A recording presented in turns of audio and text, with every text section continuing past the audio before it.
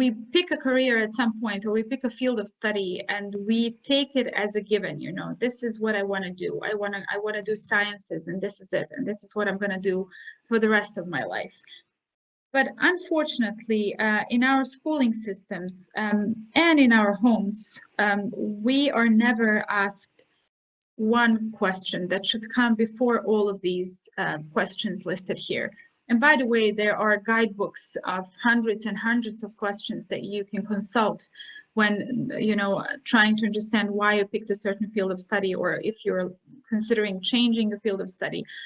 So before you go into any of these questions, there is one fundamental question that is missing from this list.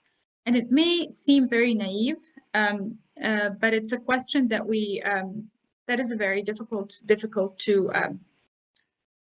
answer. And that's a simple question of who are you? Who you are, like not your career. Like imagine going to a networking event and asking somebody, so who are you? What do you do? People will start responding by explaining to you what is it that they do. And this is because we spend very little time understanding ourselves. Hence the title of this session, The Secret Life of Self. And the self really does have a secret life, and you know, it directs our choices whether we like it or not, because we all are endowed with very special qualities, and if we do not discover them in life, and if we do not act on these strengths, we can never really achieve not only our true potential, but also our highest possible performance in any given job. Why I listed here, who are you as a child, as a young adult, as a parent, and so on, is because who we are evolves through time.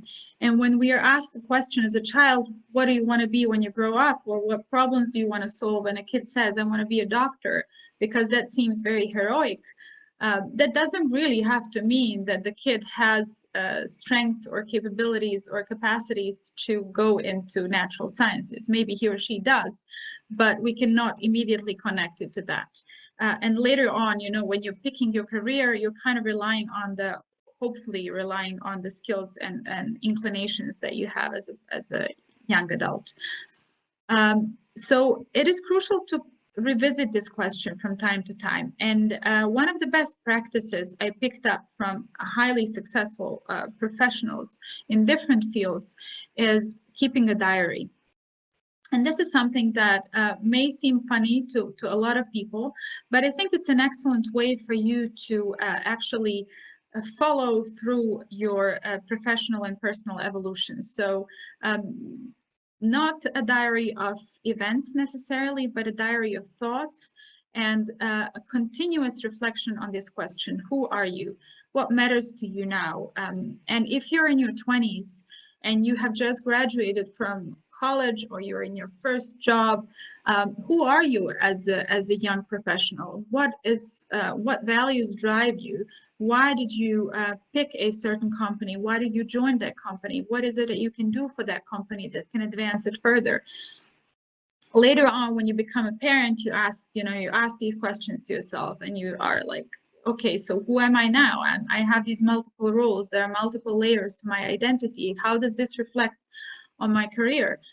And unfortunately, as a woman, this differs a little bit for men and women when facing certain choices in terms of parenthood and career choices. But the question nevertheless remains very, very, very relevant. And I personally think it's the most fundamental question that you can ask.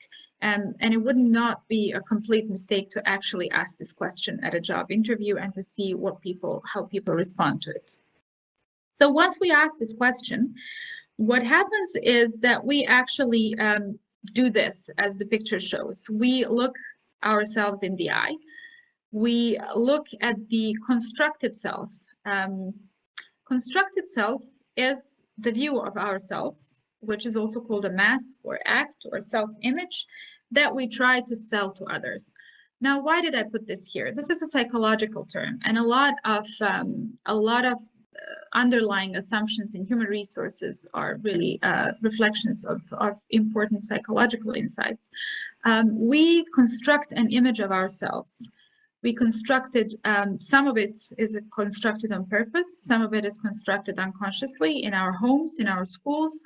You know, if you have a parent that constantly tells you how smart you are going to develop this image of yourself as being smart.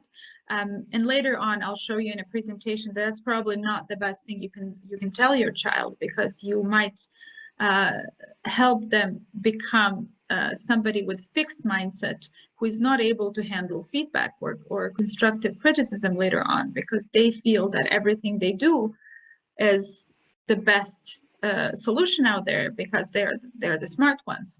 So once you ask yourself this question, who am I? You take off this mask and you take a good look at yourself, and you try to understand who is the person that you're trying to sell to others. Because unfortunately, when people go to job interviews or when they try to chart their way in a specific career, they are selling themselves. And when we sell ourselves, what happens in the process is that we sugarcoat certain things and we beautify them, and we are not completely honest. And that really is not good. And also because the process of hiring is not a one-way street. Good companies and people who look for jobs should know that it's a two-way street, and it's you're always looking at this cultural fit between your company and a person who is trying to become member of the team. Because however smart and genius they may be, nobody really wants to work with a genius asshole, because it's difficult, you know. And at the end of the day, teams and companies are about group and group dynamics, which is why it is really essential that every adult individual knows themselves. They know their strengths and weaknesses. They understand their personality types. They understand how they react in conflict situations. And these are the things that are not really something we are comfortable discussing. And these are not things that we are taught at schools, at least not in the Balkans. I don't know for the rest of the world, but we don't really handle these issues. And then at some point in life, when you surprise yourself with your reaction, when you yell at your colleague and you're completely outside of your character, or when you don't ask for that promotion, or when you don't ask for the chance to learn something new, you end up being really frustrated. So when we take a very good look at ourselves, we should really study the following. So what I'm having on this slide is one of the most fascinating things that I came across in my professional development, and something that has helped me found, along with some friends, an organization that is in the business of talent development and talent acquisition. The book is called Mindset, The New Psychology of Success by Carol Dweck, and I invite you to read it if you haven't. It's essentially, it has a very simple argument. She argues that people fall into one of the two categories. They can either have a fixed mindset or a growth mindset, and you've probably seen this somewhere. And, you know, the way you look at the world, the view of yourself that you adopt can basically, and it does profoundly affect the way you lead your life, the way you make choices, the way you develop throughout your career, and they too can determine whether you become the person you want to be, or whether you can accomplish the things you value in life. And I've extracted here a few sentences from the book, and I think that this second paragraph is something that a lot of people can identify with. I'm pretty sure you found yourself in a situation, personally or professionally, where you were, you know, running this little conversation in your head whether you should apply for this job. Should you ask for promotion or to lead the project? All of us wondered, will I succeed or fail if I do this? Will I look stupid or smart? what if I ask for a promotion, or what if I ask for this new job, will I be accepted or rejected? What am I going to do if I'm rejected? Will I feel like a winner or a loser? Which is why I said in the beginning that a CV of failures would be such a refreshing thing to see. So basically what she argues in her book is that people who have a fixed mindset believe that they are who they are. They cannot change. Their intelligence is static. They want to look smart. They look for the approval. They don't really like challenges because challenges push them outside of the comfort zone where they are smart. They give up easily if they encounter obstacles. They would not really give you any extra effort because they are satisfied with who they are. They take criticism not so easily. They usually ignore it, and they cannot take negative feedback. And they don't really celebrate the success of others because they constantly feel threatened. Now, she's not arguing that these people cannot be successful. They can, but very soon into their careers, they reach a plateau. They reach a level beyond which they never go because they do not see the external circumstances as a possibility or a chance or opportunities for learning. Contrary to this, we have growth mindset, people who are completely opposite of this. So people who do not ask you the question, what if I fail, but they rather ask, what if I succeed? And they will jump onto every opportunity to learn. They will not be ashamed to face challenges. They will, in fact, try to learn from the challenges. They will persist in the face of any potential setbacks. They will use the effort to become masters or specialists in their areas. They use criticism or they see feedback as a gift. When you give a gift, you're thankful for it. So they're very thankful for the feedback. Their egos are literally sitting at the back bench and don't lead. Their egos do not lead their lives. They are happy for the success of others because they know that a large deal of our success derives from the success of those we are surrounded with.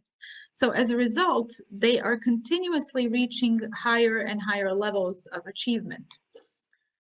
So basically what this boils down is two groups of people. One has a passion for learning, other has passion or hunger for approval. When you start dissecting yourself, try to look into these differences and see how you feel about any one of these things.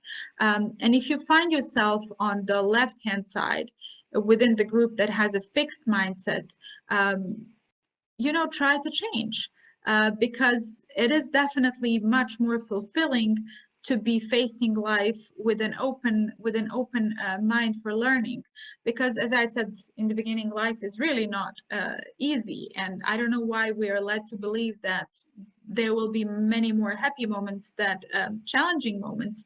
But if we change the perspective and look at the challenging moments as an opportunity to learn something new, then we will literally enjoy every day, and we will literally enjoy every endeavor. And if we give our best at the same time, I mean, this is the recipe for success, because every possible situation you have, every possible situation you take is a chance for you to master something.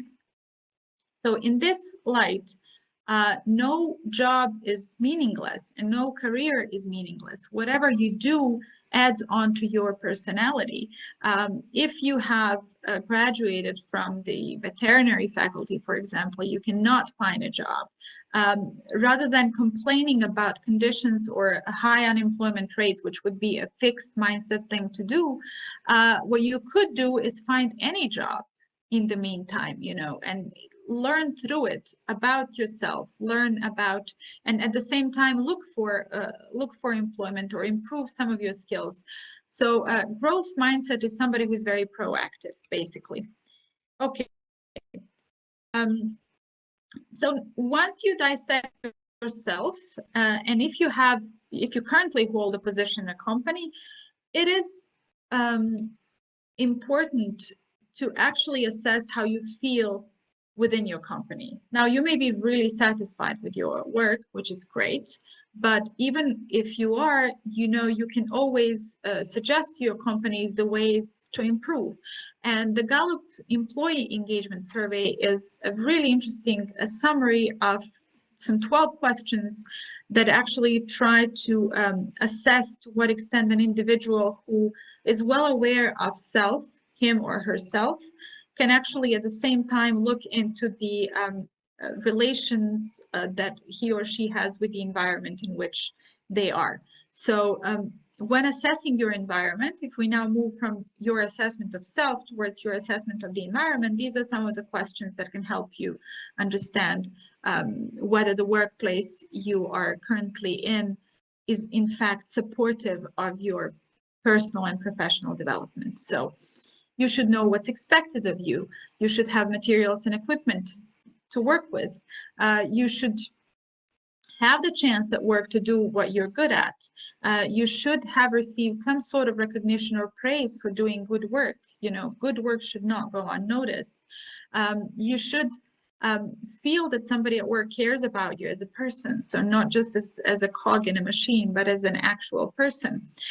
Somebody should definitely encourage your development. I know that a lot of you probably have chances to develop your personal development plans in your workplaces. These should not only be pieces of paper that you never really look at, but rather take them as guidelines, as a working document that should help you really enhance yourself and follow through. And if you couple this with the diary habit that I mentioned before, I guarantee you that you will see amazing results in your personal development, personal and professional development within months. Make sure that your opinions count at work, that you can be open about things that you like or dislike. And also think about the mission or purpose of the company you work for, and assess and see if that aligns with your own personal values. Do you feel that job is important? Do you feel that you're doing some sort of service through your job? Are you committed to doing quality work? Do you have friends at work? Have you talked to somebody at work about your progress? And lastly, have you had opportunities to learn and grow? So as you can see from this list of questions, to be able to correctly assess them, you really need to know who you are and who you want to become. Okay, so now we'll just quickly go back to the first three questions that I outlined at the beginning, and try to summarize this first part of the presentation. So how do we choose our careers? If at the age of 18, you are essentially picking your major, you are picking whether you're going to go into sciences or you're going to go into, like natural sciences or social sciences, or you're not going to study at the university. At the age of 18, I am not really sure that we can answer a lot of these questions, right?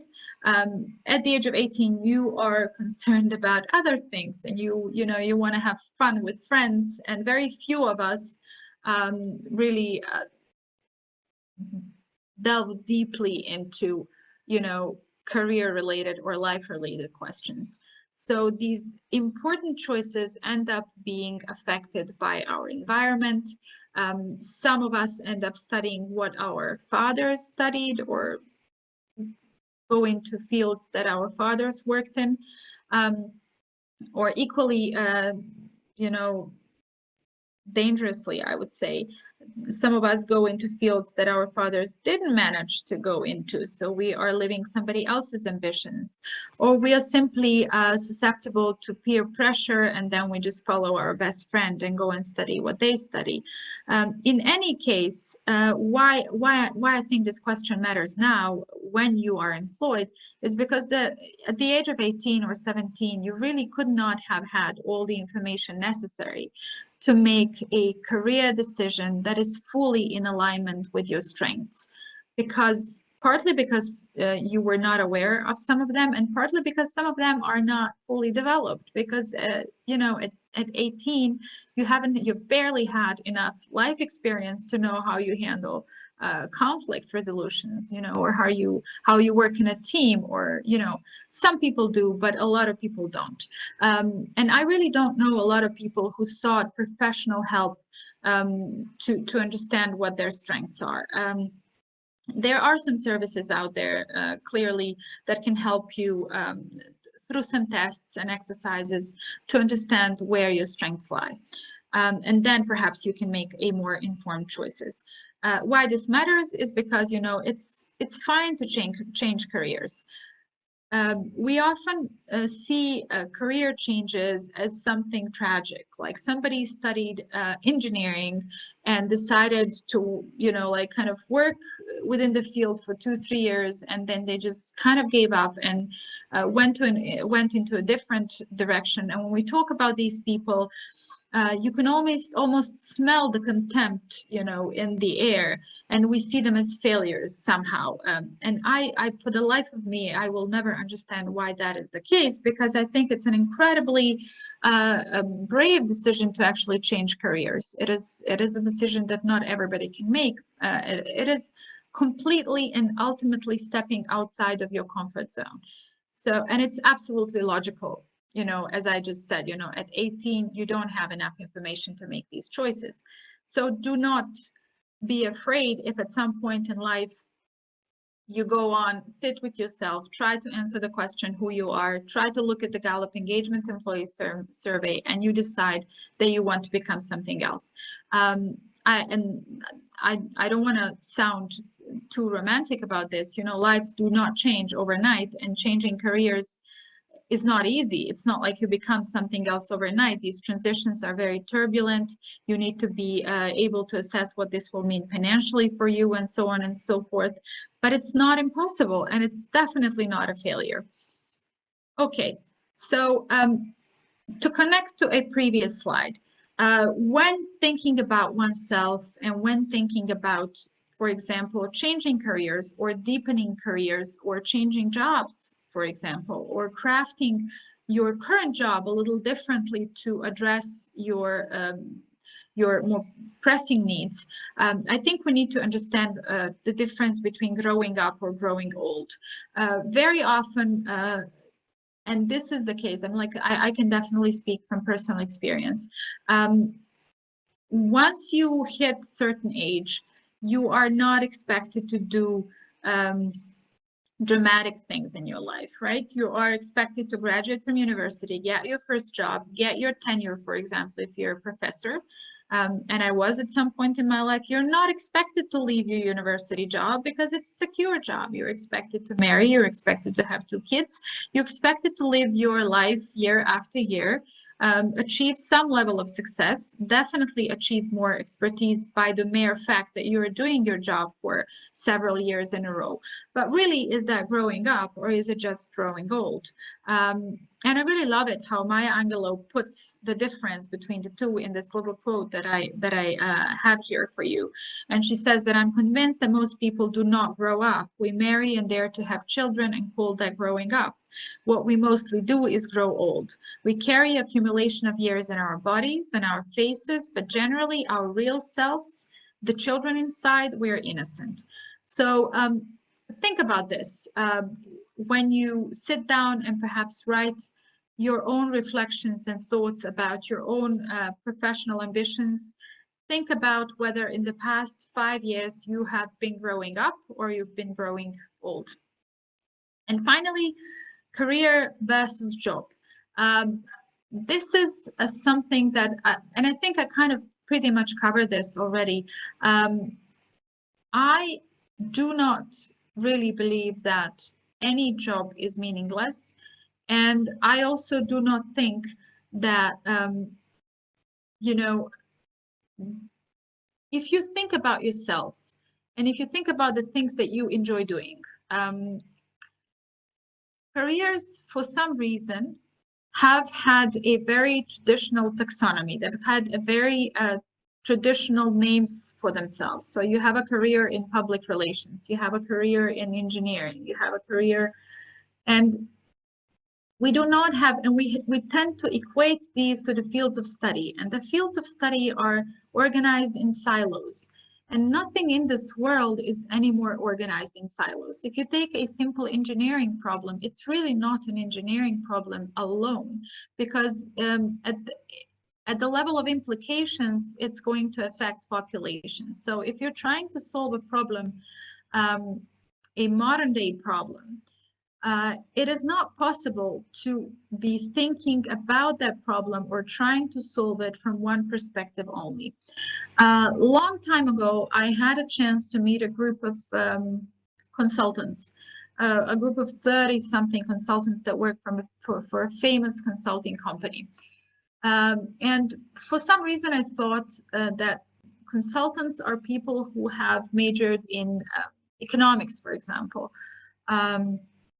And I'm talking about the type of company that would do revisions and accounting and stuff like that. So my assumption was based on what I saw in Bosnian market here. And I thought that consultants, you know, they just graduate from the Faculty of Economics, they join this company, and then they work on analyzing banks and other companies or so on and so forth. But when these people started discussing the fields of study they have gone through, very few of them were actually had majors in economics. And that really got me to thinking about how, and all of them were Americans. And I got interested, you know, to know how is it that this company hired them. And this was a long time ago, and I was very much at the beginning of, you know, discovering many of the concepts and issues in this field. And they said, you know, problems are complicated, and a person who, or complicated and complex, and a person who has an engineering background has one way of thinking about problems, and a historian has a completely different way of thinking about problems. And the type of degree that you have is only relevant in terms of the thinking model that it brings to the table, basically. So what they're interested in when it comes to historians, for example, is not the fact that you memorize the names of big historical personalities or the dates of big battles, but the fact that you're able to see trends, or you are able to look at societies in a different way, in a way that engineer perhaps cannot, is not trained to do. So I like to think that we have reached the point where this dilemma is not something that we will be battling with anymore, because our problems require us to kind of melt career and jobs together and look into the skills or the thinking models or the problem solving attitudes that we have, that we bring to the table. Okay, so that's the first part. I would like to now move on to some of the concepts that I think are conditioning the way we think about the questions and dilemmas from the first part.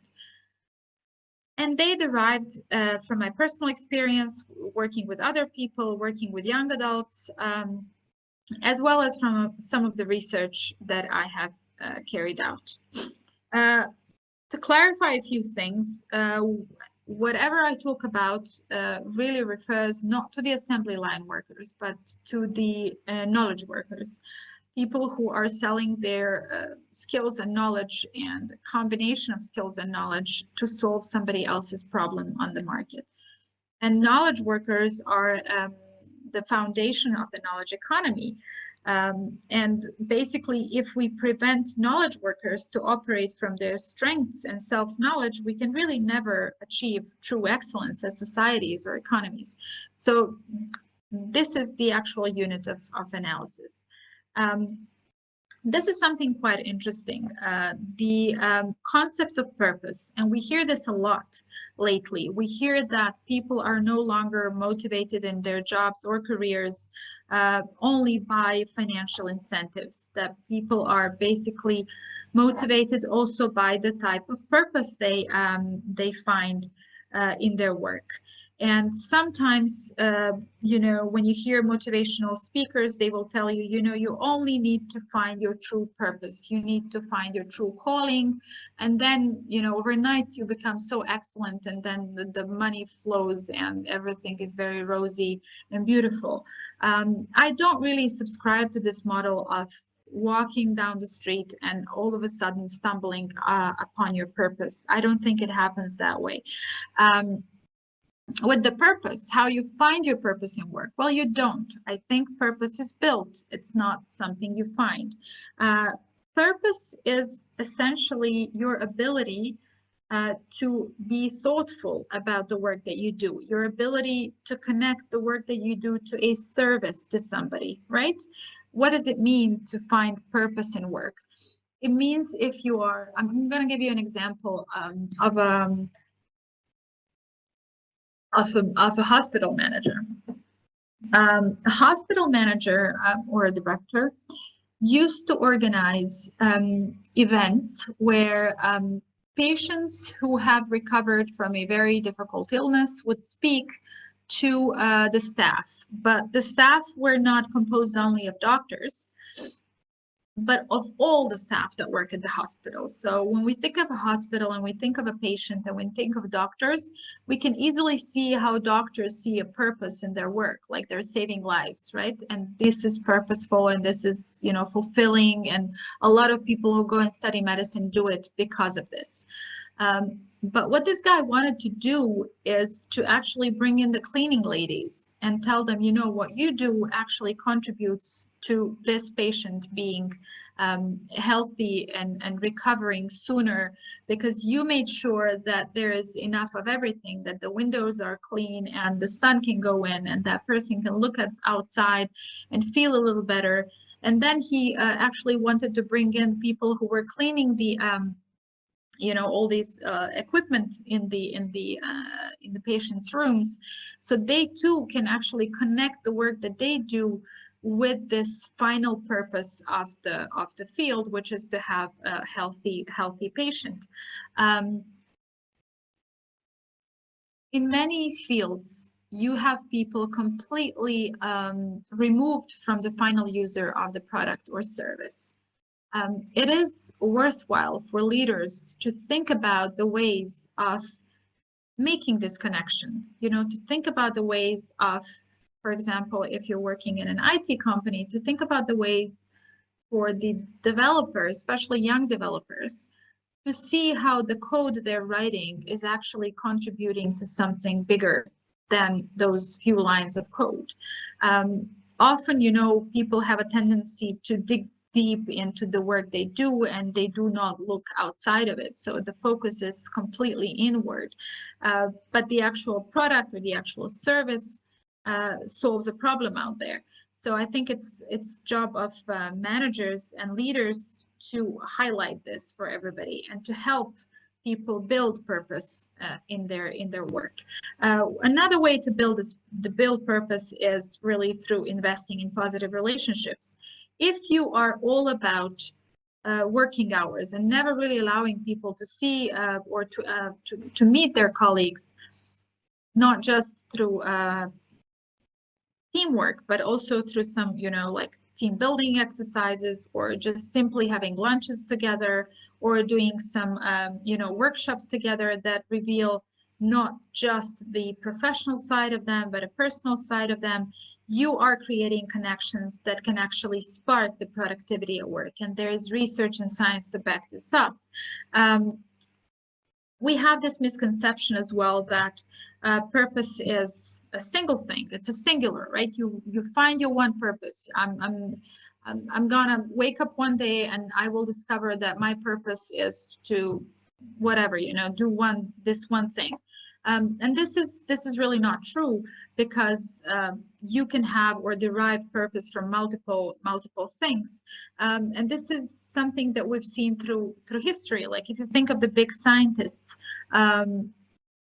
Marie Curie, for example, is somebody who won Nobel Prize, right, for her scientific research, but she was very devoted wife to her husband Pierre, and she wrote a book about him. And she's also she derived purpose from being a mother, and I think one of their daughters as well won a Nobel Prize on her own.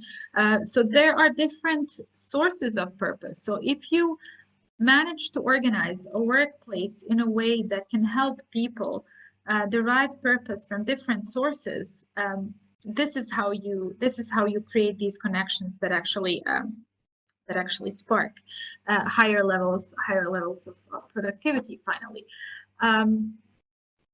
what else? Just basically to sum up this part, purpose is not magic.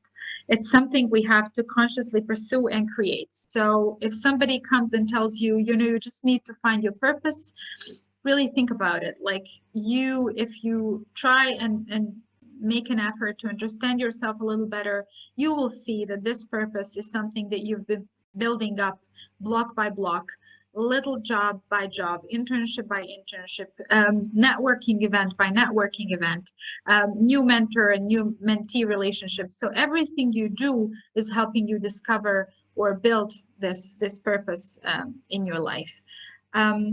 Another concept that is a little uneasy, and it has to do with career choices and career shifts, is the concept of unproductive uncertainty. Unproductive uncertainty is a concept that's been coined by Nathan Furr, and it's basically a fancy way for a very messy situation. So what we are facing right now with the pandemic can be characterized as a situation of unproductive uncertainty. What this means in reality is that sometimes in our lives and throughout our careers, we will find ourselves in situations that will completely mess up with our focus. And we will be focused on the present moment, but in a panicky kind of way. So not in a good way, not in a way, okay, how do I make the most of the current moment, but in a way, how do I, like, what happens now? What is my career going to look like in 2 months? Will I have a job? Will I not have a job? So this unproductive uncertainty creates conditions for us to make rash decisions and to see many missed opportunities. And this is the moment to actually stand still. If we are faced with conditions of unproductive uncertainty, we better look into how we can for example, think in terms of probabilities and not binary outcomes. We should not look at the world black and white, which is what we do when we're faced with an uncertain situation. If we take an example of the situation we're currently in, many of us are wondering what the world would look like in September of this year, or I don't know, next year, this time next year. And we may look at it black or white. We may think of it in terms of whether it's going to go back to normal or whether it's going to be a complete and total disaster. And we behave as if these are the only two choices, and that's not the case. There is a plethora of choices in between. And what's much better, if you have a strategic kind of bent of mind, is to list down these choices in between and to assign probabilities to them. So the world is probably not going to look the same as before, but it's probably not going to be end of the world. So something in between is true, and then once you do that, it's becoming easier to plan, and definitely avoid making rash career decisions if you find yourself in this whirlwind of unproductive uncertainty. And fear, which is my favorite. So we often do or do not things or not do things out of fear. Fear is paralyzing, right? And one of the tools that I have used over the years to conquer my own personal fears is to list down the things that I want to see happen in my life, and then I list down all the things that I fear about these outcomes. And then, I list down the actions that I could take to prevent these fears from materializing. So what this does to me personally is it gives me a better sense of control over my fears. It allows me to plan for them. It allows me to see them only as part of my plan rather than something scary that is looming, outside, and something that I cannot control at all. So this is definitely something that all of us kind of need to face, and we need to kind of overcome this fear. And it's usually fear of failure or fear of what the other person is going to say. And thinking about careers I am like, and hiring, for example, I have two examples in my mind that showed to me how somebody was very brave in facing their own fear and essentially got the outcome they were looking for. So I know of a person who went into a job interview, and everyone had the CV of that person printed out. And what this person did as a first thing in that interview is to take that CV and tear it apart, and to explain to everybody, and attempted to explain to everybody that there is so much more to the person than the actual CV, and that they'd like to discuss things that cannot fit into a CV. And a more recent example that I had in the company where I work is something that I like to tell as an example of a very proactive behavior, and a behavior that is contrary to what you would expect. So I think it was a Friday afternoon or something like that, quite late in the afternoon, close to the end of the working hours. And somebody was on the door, was ringing on the door, and I was closest to the door, so I opened. And there was this guy who was very quiet on the other side, and he was holding an envelope. And he was very polite. He gave me the envelope, and he said, "My CV and my letter are in this. My cover letter are in this envelope, and I would love to leave it here because I'm about to graduate from the university, and I'm looking for a job." And I asked him, like, okay, so why we don't have any openings? And he said, "I know that you don't have any openings, but still, in case you do have any openings, I would like you to consider my CV." And I was really curious about why would anyone print out a CV and bring it to your door when you can just email your CV, most of our CVs come by email. And I invited him inside and made him a cup of coffee. And I was really curious about the guy. And then he said to me, everybody's gonna send you an email. I really wanted this face-to-face moment. And I had no idea how you would react, but I ready to overcome my fear of your potential reaction. And I had no idea whether you were gonna throw my CV into the next bin. But anyways, I decided to come, and I really would love to work in a company that would in fact appreciate my ability to overcome fear. And he is now a full-time employee at our company, and a very good one. Okay, I think this is a really beautiful way. It is clear by now that I like poetry very much. Khalil Gibran is one of my favorite poets, and he has this beautiful poem about fear. And I'm not going to go through the whole thing, but essentially I will go. It is about the fear of river to actually join the ocean. It fears that it will disappear as a river. And he says here, the river cannot go back. Nobody can go back. To go back is impossible in existence. The river needs to take the risk of entering the ocean, because only then will fear disappear. Because that's where the river will know it's not about disappearing into the ocean, but of becoming the ocean.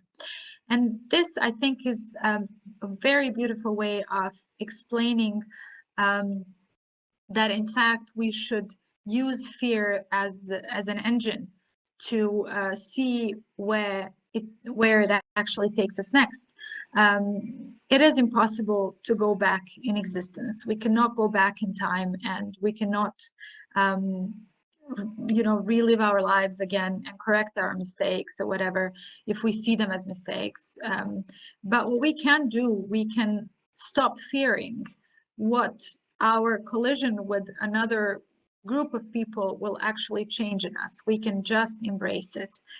And we come to the next also crucial point, and that has to do with managing oneself. When we think about managing things, to me, it means several things. It means knowing what you manage, knowing what you're managing for, and knowing how to measure what you're managing. So in terms of managing oneself, I think this is something that we need to take into account very seriously, because in our human history, in the history of our human civilization, we have never had more choices than we have now. Like before, we belonged to a certain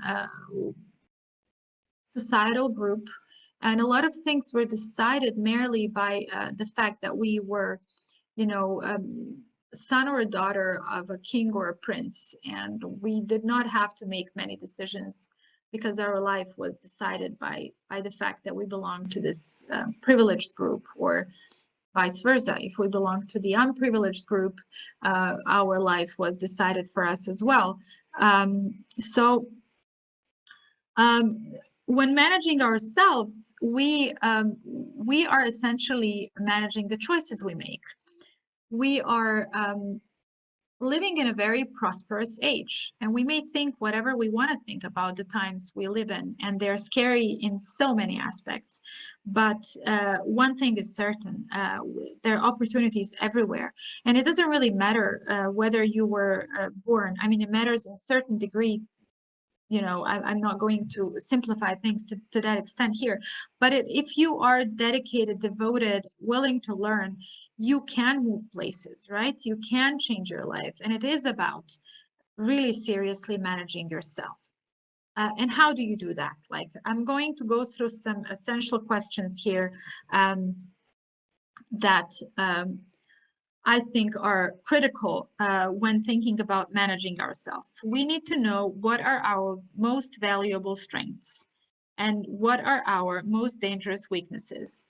Next time you go into a job interview or you think about changing jobs, please think about this. And how do you understand this about yourself? One of the tools that I find super useful here is called feedback analysis. And when we think about feedback, we think about giving feedback to somebody else and receiving feedback from somebody else. And this is not it. This is about giving feedback to yourself. How do you do this? So basically, every time you make a major decision, you write down your decision, and then you write down your expected outcome. And several months later, come back to it and compare what you managed to achieve, compare the actual outcome to the expected outcome. And then over a year or two, or even smaller period of time, you might actually be able to see patterns in the way you make your decisions. So you look into the following things. What results are you skilled at generating? Are you only making plans and you're not following through your plans? What unproductive habits are preventing you, for example, from reaching your expected outcome? So in identifying areas of improvement, do not waste time on something that you have little competence in. Try to focus on your strengths. It is much easier to achieve mastery in something you're good at than it is to actually move from something that you don't know or you're not good at to a level where you are somewhat competent. So this is the first thing. Evaluate all the time. Be your best friend. And as you learn to give feedback to yourself, you will be able to give feedback to others and hopefully receive feedback from others with a more generous bent of mind. Next question, how do I work? How do you process information? Do you learn better by reading or by seeing? For example, for me, I love writing. And as I write, this is the best way for me to learn. You have people who are visual learners. you have people who learn in groups. You should know this about yourself. This is one of the questions that I really like to ask people I work with. How do you learn? How do you work? How do you like to work? It's pointless to force somebody to learn in a group if they feel that they achieve their best results when they learn by themselves. They can share the results of their learning in a group, but let them learn the best way they learn, because you don't want to, create nightmares out of people's lives. How do you function under stress? These are essential questions. Or do you maybe prefer when everything is standardized, when you have routines? These are things that are critical to understand in your companies. And when you are a part of the team, if you're already not doing this, try to push for a bit more analysis of your personality traits and how you guys rub off each other. Another essential question: what are my values? What are your ethics? How do you live your life? What do you think is a worthy, ethical life? Do you know what your personal values are? I will give you a list later on, and I will ask you to reflect a little bit on that list. It's actually more difficult than it seems to narrow down the list to 2 or 3 core values that drive you as a person. Do you want to be, I think it's really important to ask yourself, do you want to be the richest person in the graveyard? Or you would prefer to be remembered for something else? I mean, anything goes as long as it's in line with your values. And then you look at the values of the company, or whether these are aligned is something that, is going to bring you frustration or fulfillment. Where do I belong? This is a question that you usually don't ask yourself in the first years of your career. You ask these things later on, and they will, over the years, you will change jobs, you will change teams, and you will understand which type of organizational culture is best fit for you. You will then be able to decide for yourself whether you like more dynamic organizations, bigger corporations. Believe it or not, somebody who is a leader in a small group of people may not be a good leader in a big organization. They belong where they belong. I mean, it's not the point to change yourself. It's the point is to learn who you are and to find the best fit for yourself. Finally, how can I contribute? Once you join the workforce, please be proactive. Do not only rely on the job descriptions. Do not be the person who would say, this is outside of the scope of my work. I mean, there will be situations where it's probably going to be legitimate to say that, but if you're starting your career and somebody is asking you to go outside of your comfort zone, please ask this question: how can I contribute? How does this contribute to me as a person? Most people think they know what they're good at, and they're usually wrong. And more often, people think they know what they're not good at, and even they are more wrong than they are right.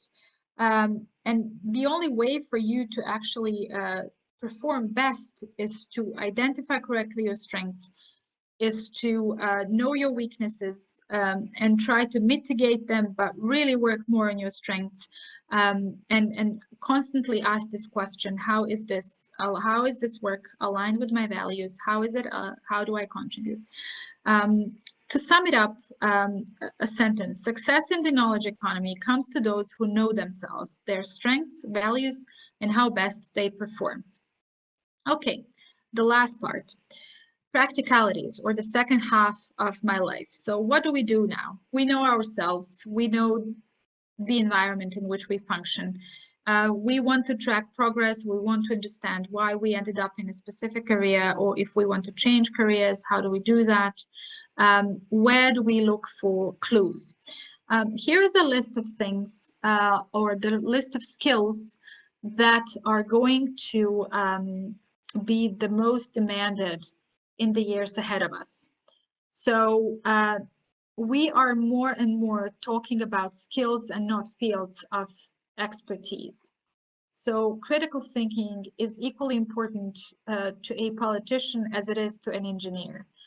Complex problem solving as well, as I was discussing earlier. Like if we were to resolve the issue of, you know, the refugee crisis. The refugee crisis is not a situation that should concern only one ministry, for example. It is something that cuts across different disciplines.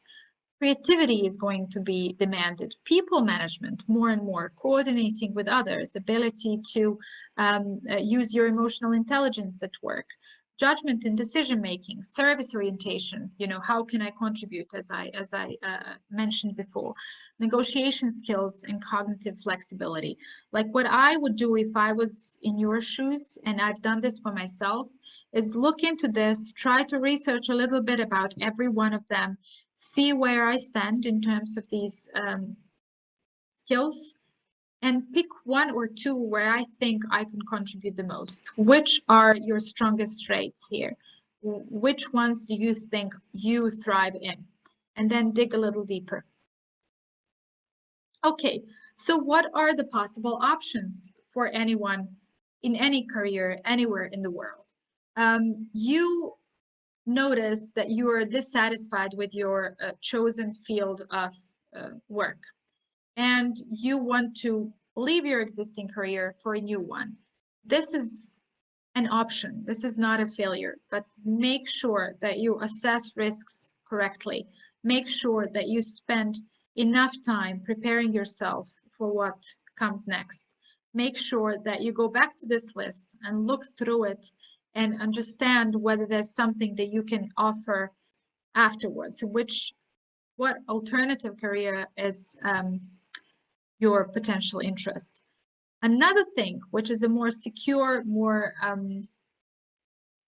how shall we put this, more perhaps better way to go about this is to develop a parallel career. It doesn't have to be in the same field. You could be, you know, at the same time an architect and a musician, or an architect and a designer. These two careers can actually build on each other.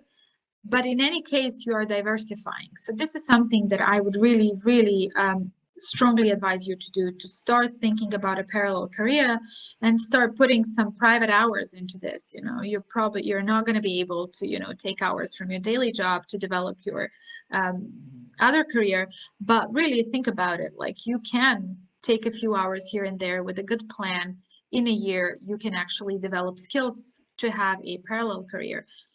At the end of the day, you could start a social enterprise. You can start your own company. Social enterprise is an example here of an enterprise that is formed with a purpose. It's something that is very close to my heart. So these are the options, basically. Before considering any of them, back to basics.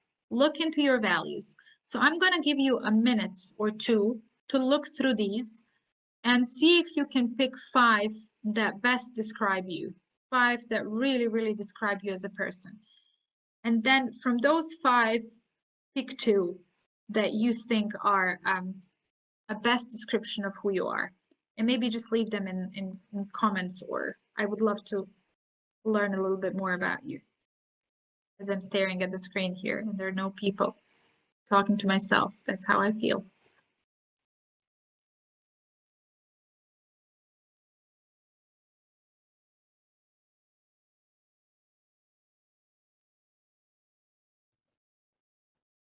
Hi, Samira. I will just interrupt for a bit.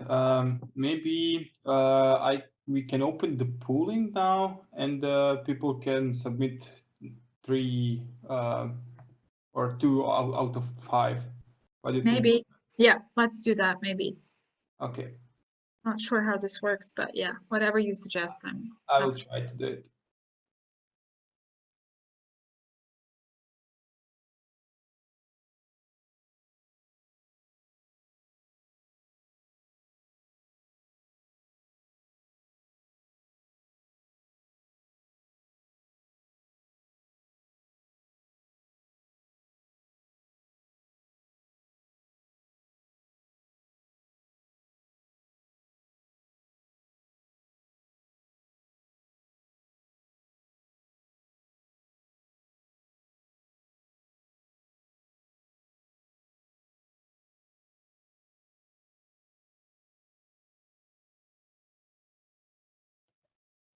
Okay, I opened the pooling now. So for those who would like to submit, the remaining time is 5 minutes. So don't hurry up. But if you want, Samira, we can continue and then call back for this. Yes, let's do that. That's actually better. Okay. I'm just gonna move on now. Yep. Yeah, we can move on and we can go back to this after because we have 4 more minutes. Okay, perfect. So if your values are not on this list, it's okay. Put down on paper whatever you feel is your value. For me, peace, people, and wisdom are things that I really appreciate, for example. Okay, so now when we thought about values, and we've seen the list of skills that will be in high demand in the years ahead of us. I would like you now to consider several approaches to shaping your skills portfolio, we can call it that. And consider pie-shaped, T-shaped, or comb-shaped skills. And I cannot go to the next slide for some reason. I don't know why. Is it appalling? It should not be. Yeah. It's working now. Yeah, okay. So here is what I had in mind. So when thinking about planning your skills development, think about two aspects of it: the breadth of knowledge and the depth of knowledge. So here you can see I-shaped is this person who is specialist in one area. Why this matters is because what you ultimately want to achieve is to be employable, to diversify your sources of income or diversify your potential careers, and also to build your personalities and your professional portfolio. So you may be a specialist, and that's great, but this makes you extremely vulnerable because whatever changes occur in your respective area of specialization, you are very vulnerable to these changes. You have nothing else to rely on. What was suggested as a remedy is to have broad general knowledge about something and then specialize in one area. And this is T-shaped, and this is much better, basically. So since I work for an IT consultancy company, what we try to do is have people specialize in certain technologies, but also have them acquire broad general knowledge on business consultancy or business analytics, because they're expected to advise the clients not only on the technical side of things, but to be able to see how this technical solution achieves the business objective. Even better approach than this is to have broad general knowledge, but two specializations. This is really clear because it is making you definitely less vulnerable to any shifts and situations out there. But it is definitely more difficult to achieve. And finally, what is the best but really hard to achieve is to have broad general knowledge and several specialties, is a comb-shaped skills representation or a portfolio.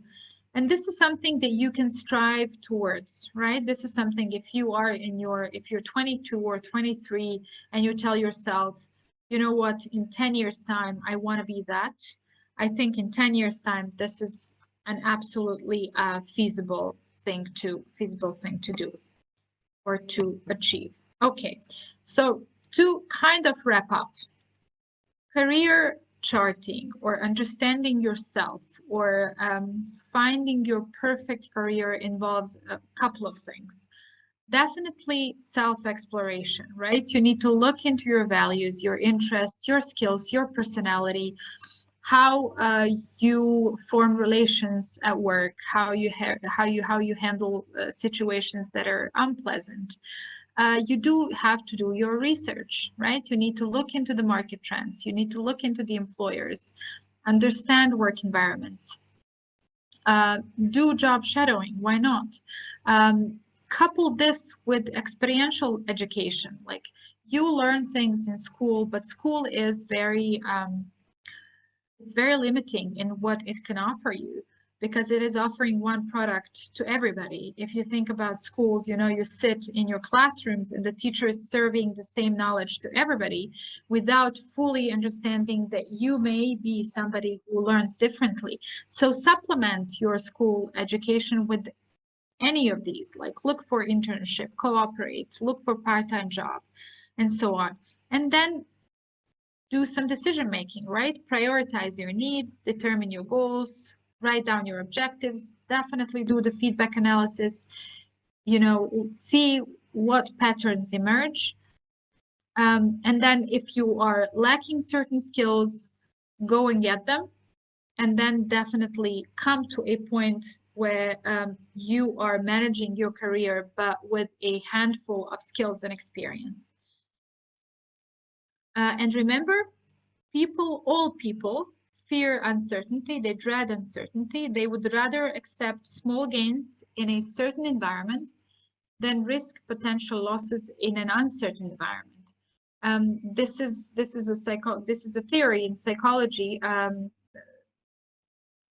pioneered by Daniel Kahneman, who actually won a Nobel Prize for it. So people would rather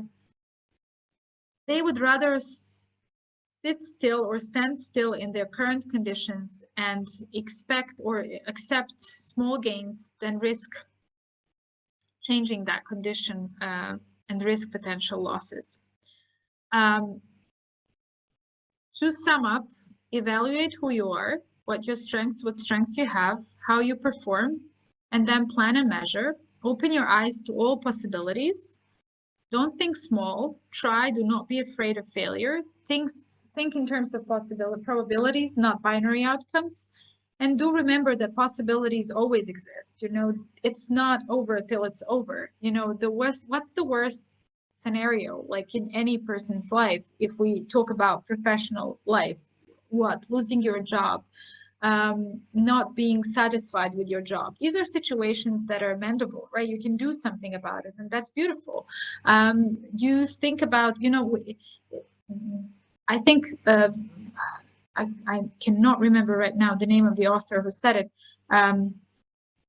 but Viktor Frankl, I think it was, who said that the last of human freedoms is our freedom to have attitude towards things. It is us who decide whether we see something as a fixed thing or a possibility or or an opportunity. So you can deal with any problem that you come across.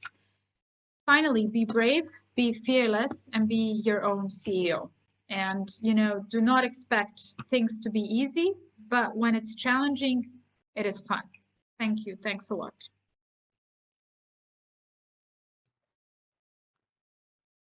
Thank you, Samira. We received, if you're interested, I will share with you also. We received 11 response for top 3 personal values. If there is no questions, maybe we can discuss a bit about that. Or okay, I see that we already have one question. So the question is, I have been settling in for a long time to learn something small. Is that bad? Learning anything is not bad. I don't know what you have in mind, but if you, I had a problem of staying disciplined with something. I'm not very patient.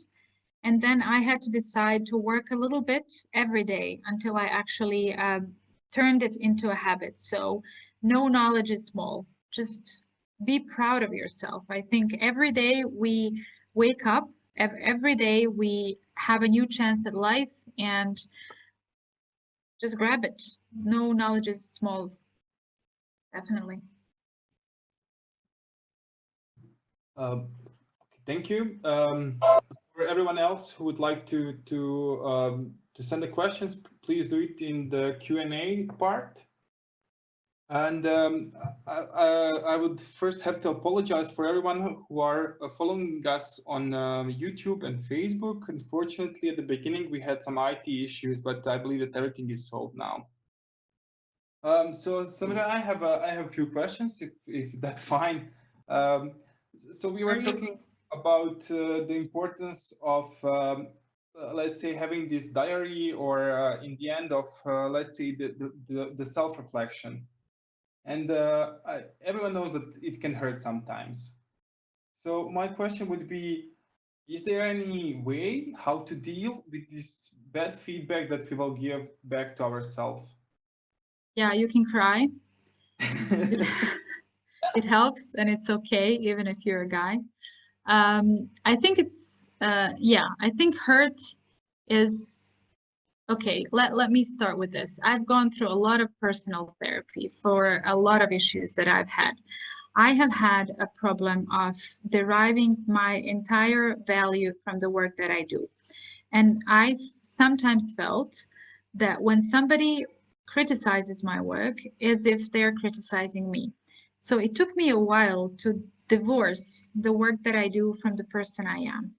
So when you're giving feedback to somebody, or you're giving feedback to yourself in terms of the work that you do or the skills that you have to develop, you are not touching the value of you as a person. You are merely commenting the skills level of something that is completely manageable and something you can completely learn and be proud of yourself once you do it. Uh, of course, we don't like it. I mean, nobody likes to hear that something you do is not, is not up to certain standards. But if you start from this growth mindset, then you just take it as an opportunity to improve, and you grow as a person. And honestly, like, I don't even know what's the age group here, but I'm 36, and I have to say that some sort of magic happens after you turn 30, because you become much, at least in my case, completely open to feedback as something that makes you a better person. Negative feedback is never easy to handle. I hear you, but cry if you must, but don't cry long. Get down to business and start improving. That's really inspiring. Thank you very much. We have an additional question. The question is from Ali. Um, and he said, I would like to ask how to stay motivated and commit to what you set for your life. Okay, this is a good question. I think we all struggle with motivation. Um, and this is something that, I think you need to see the benefits of what you are trying to improve almost every day. So if you decide to, I mean, like, I'm going to take a different example here, but I think it can be used for other skills as well. If you want to exercise, right, and you want to have a strong body, and this is not my analogy. This is something I learned or I heard somewhere else, but I think it's a great example. You don't get that strong body overnight. You don't do one tough training and you get a strong body. You have to be consistent to be able to notice the difference. So to stay motivated means that you need to see results. To see results, you need to be consistent. So put it in your calendar, put it on your to-do list, whatever you want to do. If you want to, learn a new tool or learn a new programming language, do it every day, bit by bit. Try to solve problems. Reward yourself for progress. Rewards can be incredibly motivating. If you're in a workplace, what we do, for example, every month, at the end of each month, is we have something we call praise fika or praise coffee time, where we each write, we have a praise box and we put little praises for our colleagues for something good that they did on project or work related. So praise yourself, and try to really follow through every single day. you know, having a fulfilling and good life is something that you work on every day. I mean, like all of us stumble and we fall and we have this lack of desire sometimes. But you know, the fact that there is a highway to hell and only a stairway to heaven says a lot. You know, to climb the stairway takes a lot. To get to heaven, you have to climb the stairway, and it takes a lot of courage and devotion. But it's very nice when you can win, you know, in a battle against yourself. Yeah, that was really greatly explained, and Ali also said thank you. But I would also suggest for everyone who are struggling as I do, I also struggling with keeping consistent in making or creating the habits.